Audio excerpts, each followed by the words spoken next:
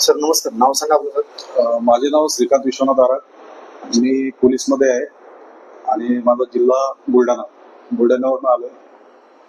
मागील एप्रिल महिन्यापासून मला हा त्रास होता.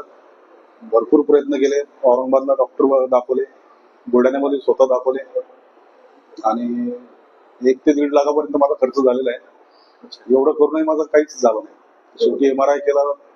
डॉक्टर बोलले की तुमच्या मणक्यामध्ये गॅप आहे, गादी सरकलेली आहे आणि ते ऑपरेशन शिवाय शक्य नाही. तुम्ही फिजिओथेरपी करा, नॅचरोथेरपी करा, त्याचा काहीच तुम्हाला बेनिफिट होणार नाही. तरी पण तुम्ही एक प्रयत्न करून बघा.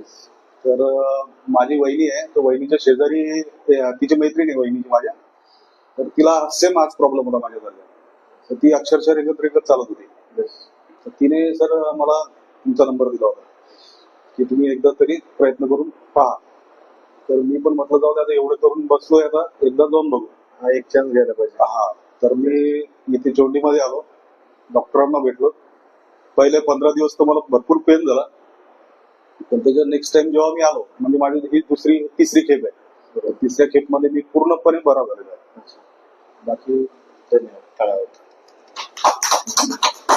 छान रिझल्ट. तुमच्या डिपार्टमेंटमध्ये काय सांगू शकता जर असे पेशंट असेल तर?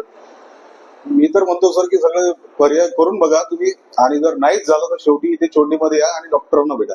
100% इलाज आणि 100% खात्री मी देतोय स्वतः. बरोबर. धन्यवाद. महालक्ष्मी सेंटर.